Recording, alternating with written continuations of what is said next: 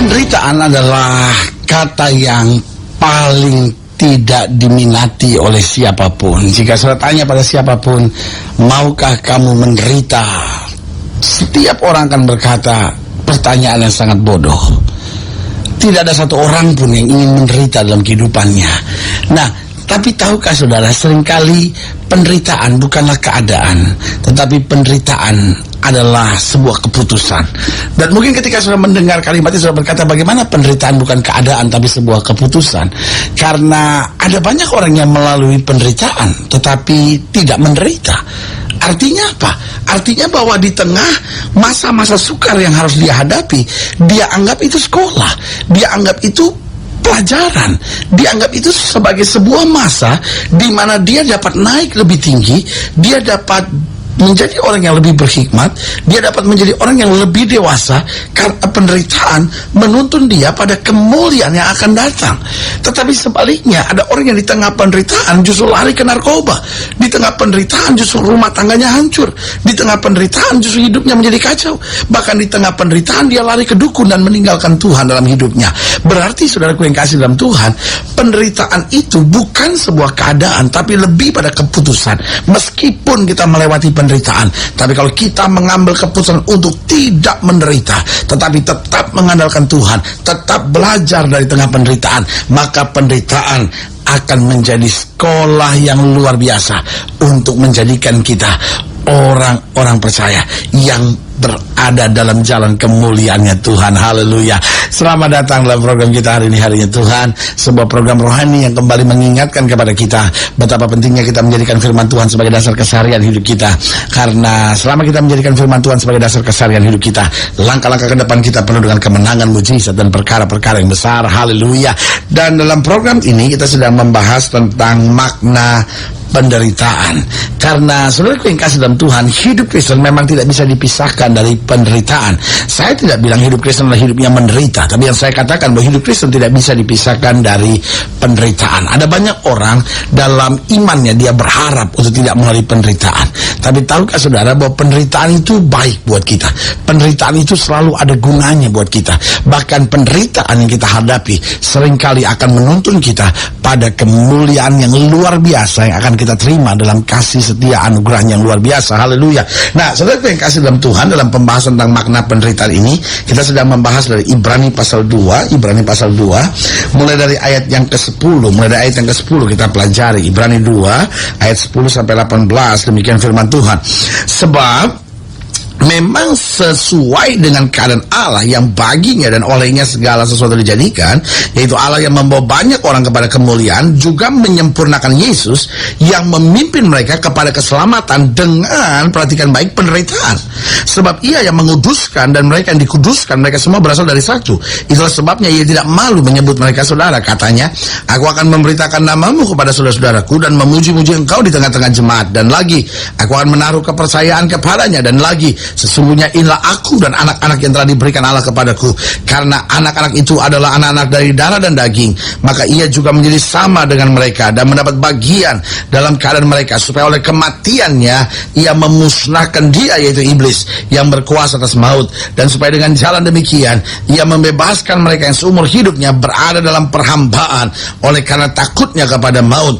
Sebab sesungguhnya bukan malaikat-malaikat yang ia kasihani, tetapi keturunan Abraham yang ia kasihani. Itulah sebabnya maka dalam segala hal ia harus disamakan dengan saudara-saudaranya, supaya ia menjadi imam besar yang menaruh belas kasihan dan yang setia kepada Allah untuk mendamaikan dosa seluruh bangsa. Sebab oleh karena ia sendiri telah menderita karena pencobaan, maka ia dapat menolong mereka yang dicobainya. Haleluya. Nah, saudaraku yang kasih dalam Tuhan, dari sini kita bisa melihat bahwa penulis Ibrani ini mulai menjelaskan tentang makna dari penderitaan.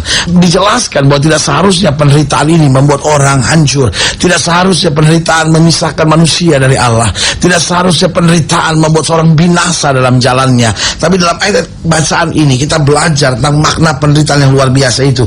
Dimulai dari ayat yang ke-10 dikatakan demikian, di ayat yang ke-10, Sebab memang sesuai dengan keadaan Allah yang baginya dan olehnya segala sesuatu dijadikan, yaitu Allah yang membawa banyak orang kepada kemuliaan, juga menyempurnakan Yesus yang memimpin mereka kepada keselamatan dengan apa? Penderitaan.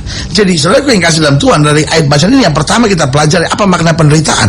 Bahwa penderitaan memimpin kita pada keselamatan dan kesempurnaan. Jadi saudara yang kasih dalam Tuhan, justru dalam penderitaan kita menyadari pentingnya bukan hanya berkat tapi keselamatan. Karena berkat bisa berubah. Hari ini sudah bisa dapat sekian dan besok sudah bisa dapat lebih atau kurang. Nah, kalau prinsip kita selalu dalam berkat dan keuangan serta harta, nah ini limitless. Orang bisa saja kaya tapi selalu merasa kurang. Tapi keselamatan adalah kepastian. Bahwa ketika seorang sudah mengalami kepastian keselamatan, maka saudara yang kasih dalam Tuhan, segala harta duniawi bukan lagi menjadi sesuatu yang dikejar. Dia masih tetap membutuhkan harta duniawi. Jangan salah, jangan sudah pikir, oh ya kalau kita sudah punya kepastian keselamatan berarti kita nggak butuh uang lagi dalam hidup kita. Nah, kita tetap butuh uang untuk kebutuhan hidup kita sehari-hari. Tapi uang bukan lagi fokus dalam hidup kita. Uang bukan menjadi tuan lagi dalam hidup kita. Uang bukan menjadi segala-galanya lagi dalam hidup kita. Kita tahu keselamatan yang menjadi segala-galanya. Uang Tuhan sediakan tepat cukup pada saat kebutuhannya, karena Allah yang mengasihi dan merancangkan hal yang baik buat kita. Jadi dengar baik, penderitaan memimpin kita pada keselamatan dan juga kesempurnaan. Artinya setelah kita sudah punya kepastian keselamatan ini, artinya kita rindu untuk makin disempurnakan, karena kita diselamatkan bukan karena sempurna, tapi justru karena kita diselamatkan, maka Tuhan menuntun kita kemudian pada kesempurnaan. Haleluya. Nah, yang kedua saya pelajari, apa sih makna penderitaan? Coba lihat ayat yang ke-11. Di ayat yang ke-11 dikatakan demikian, sebab ia yang menguduskan dan mereka yang dikuduskan, mereka semua berasal dari satu. Itulah sebabnya ia tidak malu menyebut mereka saudara. Jadi yang kedua saya pelajari bahwa penderitaan membawa kita masuk pada kekudusan, dikuduskan, dan kita menjadi saudara, jadi kekudusan. Kenapa? Karena lewat penderitaan kita belajar untuk takut berbuat dosa. Nah, saudaraku yang kasih dalam Tuhan, saya khawatir hari-hari ini ada banyak orang yang menyebut dirinya sebagai orang yang mencintai Yesus, menyebut dirinya sebagai orang-orang yang mengasihi Yesus, tetapi kehilangan hati untuk takut berbuat dosa. Bahkan ada kecenderungan bahwa orang hari-hari ini terlalu berani dalam berbuat dosa. Sudah Kristen, sudah percaya Tuhan, sudah melayani Tuhan, tapi kadang-kala masih lakukan hubungan seks sebelum nikah, masih lakukan hal-hal yang gak sepantasnya dia lakukan sebagai orang percaya. Bahkan tidak sedikit yang akhirnya punya teman selingkuh, dan repotnya kadang-kala terjadi di gereja. Saudara yang kasih dalam Tuhan, gak ada jalan lain kecuali bertobat. Karena saudara yang kasih dalam Tuhan, berarti kita sekarang sudah gak punya lagi hati yang takut berbuat dosa. Tapi kalau kita punya hati yang takut berbuat dosa, meskipun istri tidak tahu, meskipun suami tidak tahu, meskipun orang tua tidak tahu, meskipun pendeta tidak tahu, tapi hati yang takut berbuat dosa ini akan menuntun kita senantiasa pada kekudusan. Karena kita berkata, Tuhan, saya tahu apa artinya penderitaan, dan penderitaan membuat saya sadar bahwa saya harus berjalan dalam kekudusan. Karena kekudusan itu membentengi saya untuk tetap ada dalam hadirat Tuhan dalam segala perkara. Haleluya. Dan yang ketiga saya pelajari apa makna penderitaan, bahwa penderitaan membebaskan kita dari perhambaan. Coba lihat ayat yang ke-14 dikatakan, karena anak-anak itu adalah anak-anak dari darah dan daging, maka ia juga menjadi sama dengan mereka dan mendapat bagian dalam keadaan mereka, supaya oleh kematiannya ia memusnahkan dia, yaitu iblis yang berkuasa atas maut, dan supaya dengan jalan demikian ia membebaskan mereka yang seumur hidupnya berada dalam perhambaan oleh karena takutnya kepada maut. Berarti yang ketiga, makna penderitaan membebaskan kita dari perhambaan. Orang-orang yang mengalami penderitaan justru sadar, saya tidak lagi mau diperhamba oleh kenikmatan dunia, saya tidak lagi mau diperhamba oleh tawaran-tawaran daging, karena semuanya akhirnya menjerat hidup saya dan menghancurkan hidup saya, dan bahkan menghancurkan masa depan, bahkan menghancurkan keluarga. Tapi setelah lewati penderitaan, orang sadar, Tuhan, mulai sekarang saya mau bebas dari perhambaan, dan saya hanya mau berjalan dalam kehendak-Mu saja. Haleluya. Dan yang keempat, yang terakhir saya jumpai pada ayat yang ke-18, dikatakan, sebab oleh karena ia sendiri telah menderita karena pencobaan, maka ia dapat menolong mereka yang dicobai. Berarti yang keempat, yang terakhir, penderitaan memberikan kepada kita hati untuk memahami orang lain.